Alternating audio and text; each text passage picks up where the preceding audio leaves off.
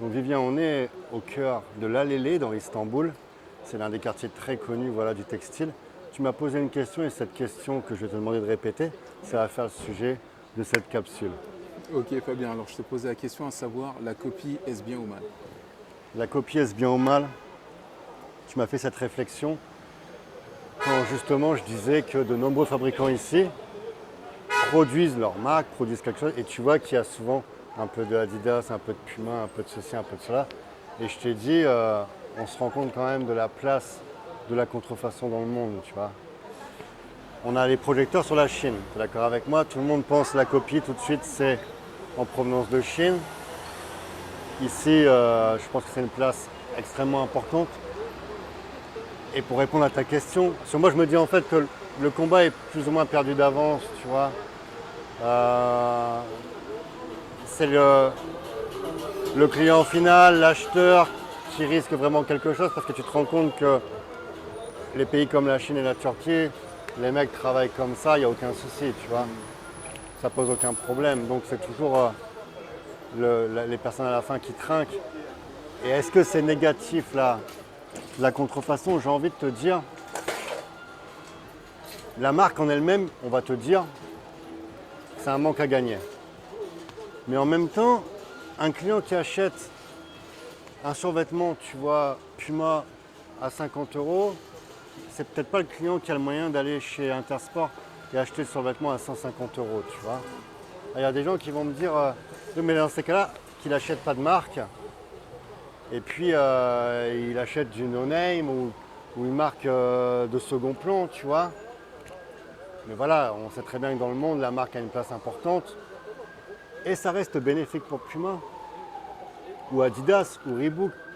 Parce que tu vois des personnes circuler avec Nike, c'est de la publicité, tu vois. Ouais, bien sûr, bien sûr. Si tu décides d'écrire un Nike sur ta voiture au feutre, ça va faire un rappel à la marque Nike, tu vois. Si tu mets une virgule, qu'elle soit belle ou pas belle, ça va rappeler la marque Nike, tu vois. Et ici en plus, tu as quand même une contrefaçon qui est très propre. On ne voit pas la différence. Sincèrement, contrairement à la Chine, tu vois la vulgarité parfois de la marque. Ici, sincèrement, la qualité, elle est identique, quoi. Alors j'ai envie de te dire, il vaut mieux que les clients qui achètent de la contrefaçon mettent une marque qui n'existe pas ou rien du tout. Il n'y aura aucun intérêt pour Puma, pour Adidas, pour Nike, tu vois. Là, il y a quand même une visibilité, ça leur permet d'être vus. Et ensuite, il y a une autre question à poser. C'est une question intéressante. Est-ce que tu préfères voir une paire originale Nike de 200 E qui a 8 mois dans la gueule, qui est automatiquement abîmée et sale, tu vois, ou une Nike de copie payée voilà, au puce ou autre entre 35 et 50 balles, mais totalement neuve? Je pense que pour l'image de la marque, tu vois, copie ou pas copie, je pense que c'est important d'avoir un modèle qui est propre pour donner envie. Alors, il y en a qui vont dire, oui, mais la contrefaçon, là, je pense tout de suite à tous ces blaireaux qui n'ont jamais mis les pieds dans les lieux de production, dans les marchés, etc. Tu vois, les mecs qui sont, voilà, les grès de papier, tu vois, qui bossent dans certaines administrations, qui vont dire, oui, mais la contrefaçon, ça ne respecte pas les conditions de travail de l'humain, il y a le travail de l'enfant, etc. Bon, ça a certainement existé, tu vois. Aujourd'hui, on n'en est plus là, fort heureusement. La Turquie, il n'y a pas ce souci-là. La Chine non plus, ça a quand même changé. Alors je ne dis pas qu'il n'y a pas des ateliers qui sont borderline, ça serait mentir parce qu'on n'a pas une vision sur tout. Mais tu vois, réduire, en fait c'est pour essayer de nuire à la contrefaçon, tu vois. Dire la contrefaçon c'est mal, c'est ça. Alors c'est vrai qu'il y a du financement, c'est de l'argent sale, etc. Mais c'est un sujet très intéressant sur lequel on pourrait échanger pendant des heures. Il y a des points forts, il y a des points faibles. Moi personnellement, c'est un truc que je déconseille totalement. Je l'ai toujours dit, j'en parle toujours. Oui. Ne faites pas ce business-là, il y a moyen de faire du business intelligemment, de ne pas avoir de risques, etc., de ne pas avoir d'amende. Mais si on va vraiment dans le cœur du sujet, quand tu visites les fabricants, quand tu visites les ateliers, etc., c'est pas forcément les facteurs de non-légalisation, d'interdiction, tu vois, qu'on te donne, c'est pas forcément ce que moi je vois sur le terrain, tu vois. Et je pense que tu as pu le voir ici, en effet. C'est des magasins qui ont pignon sur rue. Bien sûr. Tu vois, Bien et les ateliers, je les connais. Il n'y a pas. J'ai fait un truc qui n'a rien à voir, mais quand tu vois les conditions de travail des mecs qui bossent dans l'agriculture en France, les saisonniers, etc., je pense qu'on n'a pas de leçon à donner sur les ateliers de production de textiles, franchement. Sincèrement, tu vois, ça c'est clair. Et toi, sur ce que tu as vu, ça m'intéresse ton feedback. Comment tu trouves la qualité d'un produit copié ici?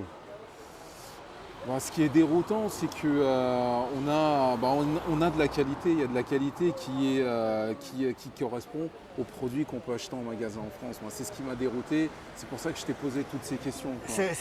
Pourquoi on fait cette vidéo? Je vous en parle en toute transparence. Il y a des choses que je dis, il y en a, ça va choquer, il y en a.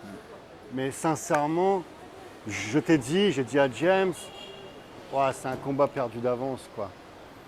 Lutter contre la contrefaçon, je pense que c'est perdu d'avance, quoi. Parce que quand tu vois le nombre de... Turquie, Chine, mais il y a d'autres pays encore, hein, tu vois. Et on se dit, qu'est-ce que font les marques?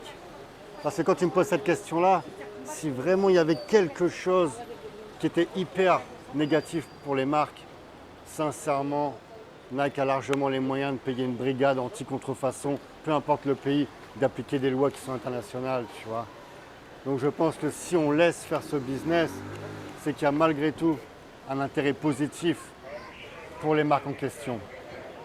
Ça leur permet d'avoir une visibilité, tu vois. Je pense. Donc voilà, merci d'avoir échangé avec nous à ce sujet sur la chaîne, au sujet de la contrefaçon.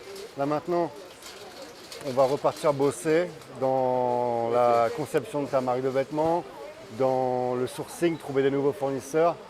Et puis si vous avez des questions sur la contrefaçon ou même un feedback par rapport aux choses sur lesquelles on a échangé, surtout n'hésitez pas, ok? Allez, abonne-toi, like, tout ce que tu veux, commente. À très vite, ta réussite, tu la mérites.